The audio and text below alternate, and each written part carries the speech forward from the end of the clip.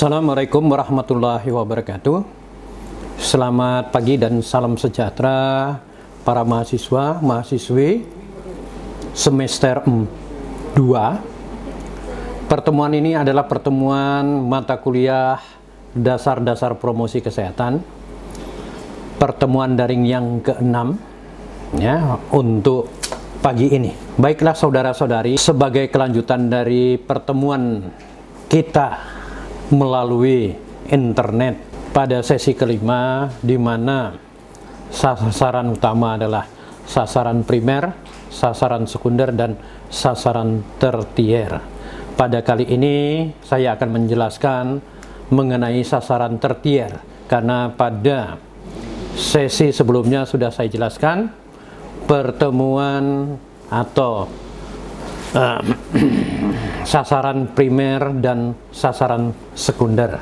Sasaran pada sasaran ini ya adalah untuk penguatan dukungan moral, material, kebijaksanaan yang dapat dilakukan oleh yang mempunyai power atau kekuasaan yang akan dipatuhi oleh masyarakat atau bawahannya. Jadi sasaran ketiga atau sasaran tertier ini sifatnya adalah advokasi, meyakinkan kepada pemilik kebijakan agar dapat membantu memecahkan masalah kesehatan.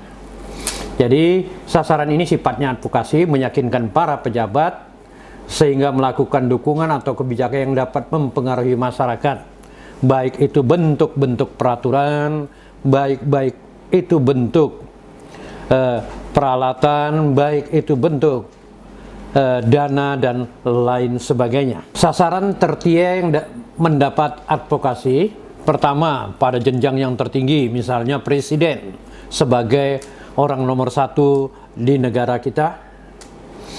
Kemudian kedua, para menteri sebagai pembantu presiden ya, sesuai dengan bidangnya masing-masing. Tentunya tergantung permasalahan yang kita hadapi. Kalau masalah kesehatan tentunya meyakinkan kepada Menteri Kesehatan ya. Masalah kesehatan tentu dengan Menteri Kesehatan, masalah ekonomi tentunya dengan Menteri Ekonomi dan lain sebagainya. Ketiga, Ketua MPR dan DPR, karena mereka juga mempunyai power dalam menentukan peraturan-peraturan dan lain sebagainya. Keempat, Jaksa Agung ya, tentunya juga punya power dalam menentukan peraturan, hukuman dan lain sebagainya. Kelima, jenjang di pemerintahan di provinsi seperti gubernur ya, yang mempunyai wilayah provinsi, mempunyai wilayah dengan kota-kota kabupaten. Keenam, bupati. Jadi bupati juga mempunyai power di wilayah kerjanya, di wilayah daerah pemerintahannya. Ketujuh, wali kota. Ya, wali kota ini ya, Pontianak ada dua wali kota, Pontianak dan wali kota Singkawang. Jadi di Kalimantan Barat ada dua wali kota dengan 13 kabupaten. Dan lain-lainnya, maksudnya ini dalam skop yang lebih kecil seperti Bapak Camat, Bapak Kepala Dinas, Bapak Kepala Desa, membuat peraturan-peraturan desa, dan lain-lainnya. Tentunya dalam melakukan advokasi kita memerlukan persiapan-persiapan sehingga apa yang akan kita ungkapkan kepada para pejabat dapat mudah dimengerti dan dapat mudah ya dia menganalisa apakah permasalahan ini perlu mendapat bantuan, perlu mendapat dukungan dan lain sebagainya. Satu, persiapan. Satu, data dari suatu penyakit atau masalah dibuat dalam bentuk laporan. Jadi jangan data dalam masalah masih terurai dalam profil dan lain sebagainya.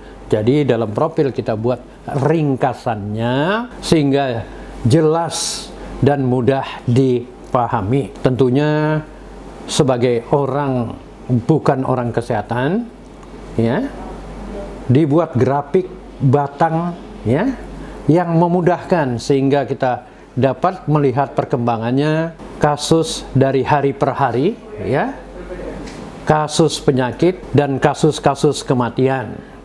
Jadi kalau dibuat grafik kita melihat kenyataan hari pertama mati, hari kedua misalnya mati 3, hari keempat nah itu kelihatan ya. Kemudian C, gambar kasus di lapangan. Jadi saudara dapat memoto sesuai dengan gambar-gambar yang ada di lapangan, keadaan lingkungan, perilaku masyarakat, WC-nya dan lain sebagainya ya, yang menggambarkan dapat menyebabkan masalah kesehatan. Selanjutnya D, menentukan tujuan prioritas masalah. Jadi masalahnya kita sudah sesuai dengan analisa data, kita sudah menentukan mungkin banyak, tetapi prioritasnya yang paling penting sehingga masalah tersebut dapat diatasi ya. Kemudian menentukan jenis kegiatan atau intervensi apa yang terbaik ya. Kalau masalah demam berdarah, maka intervensi yang terbaik adalah pertama, memberi kesadaran kepada masyarakat untuk melakukan 3M ya, atau menutup tempayan-tempayan tempat perindukan nyamuk ya. Begitu juga masalah-masalah lain, tentunya intervensinya sesuai dengan keadaan mereka ya, sesuai dengan keadaan setempat. Kemudian E, rencana biaya. Tentunya rencana biaya disesuaikan dengan kegiatan intervensi. Berapa biayanya? Apakah biaya untuk perorangan, untuk kader dan lain sebagainya. G, tim pelaksana.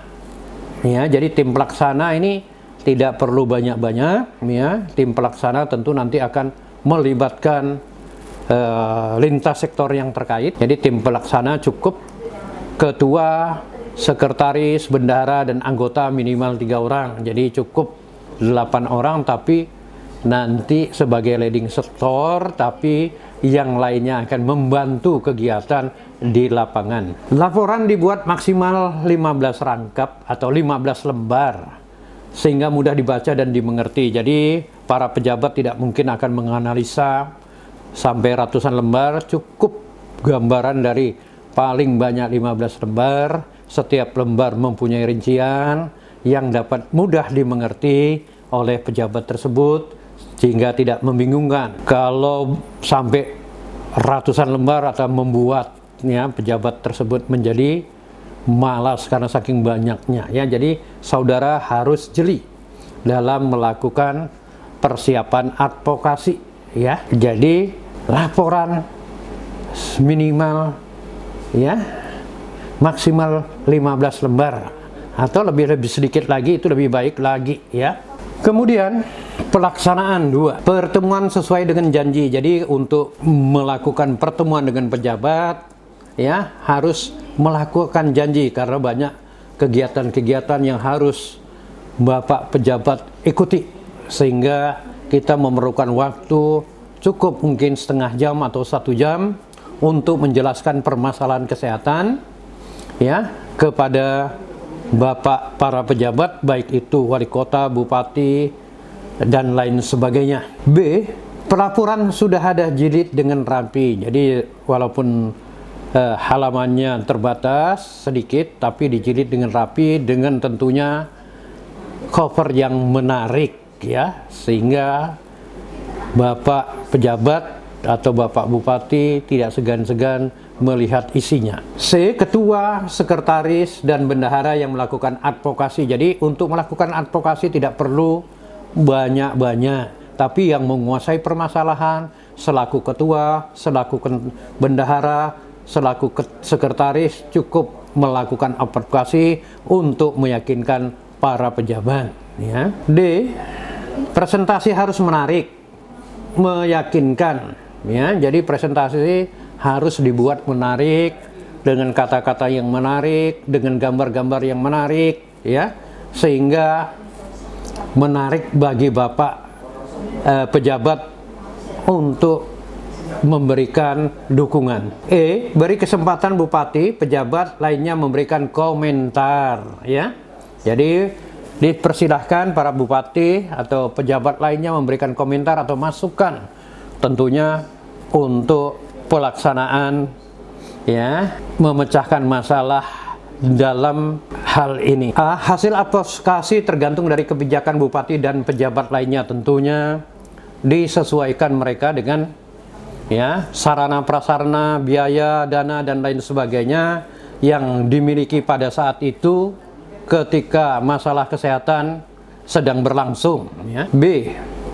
Pemberian dana dilakukan sesuai dengan prosedur tersetempat. Jadi pemberian dana dari misalnya menyetujui dalam mengatasi masalah, maka ada prosedur-prosedur sesuai dengan pertanggungjawaban keuangan pemerintah yang harus Anda lakukan. C. Biaya dipergunakan sesuai dengan pos-pos yang telah ditentukan dalam anggaran proposal. Jika disetujui proposalnya, maka anggaran-anggaran tersebut sesuai dengan item-item proposal yang sudah saudara ajukan, tidak boleh menyimpang dari ketentuan yang berlaku. D. Biaya dipertanggungjawabkan sesuai dengan anggaran ya, jadi pertanggungjawaban itu perlu sesuai dengan aturan pemerintah, kalau itu dananya dari pemerintah, dari swasta juga demikian ya. Jadi kwitansi berapa lembar dan lain sebagainya ya, tentunya ya sesuai dengan aturan pemerintahan. Ketiga, intervensi. Salah satu contoh ya, pada tatanan rumah tangga tidak ada jamban ya, akan menyebabkan masalah kesehatan, terutama penyakit diare, penyakit parasit perut dan lain sebagainya ya. Tentunya sasaran primer bapak, sasaran sekunder ibu, sasaran tertier kades atau kepala dusun yang menguasai atau mempunyai kekuasaan di desa tersebut. Dengan intervensi ini diharapkan angka kesakitan diare, angka kesakitan parasit perut dapat diturunkan. Tentu perubahan dampaknya tidak seketika, tentu memerlukan waktu, apakah itu 6 bulan, apakah itu 1 tahun. Cukup sekian materi dari saya. Selamat bekerja, sampai ketemu pada sesi berikutnya, sesi ke-7. Terima kasih atas perhatian Anda, sampai ketemu pada minggu depan. Assalamualaikum warahmatullahi wabarakatuh.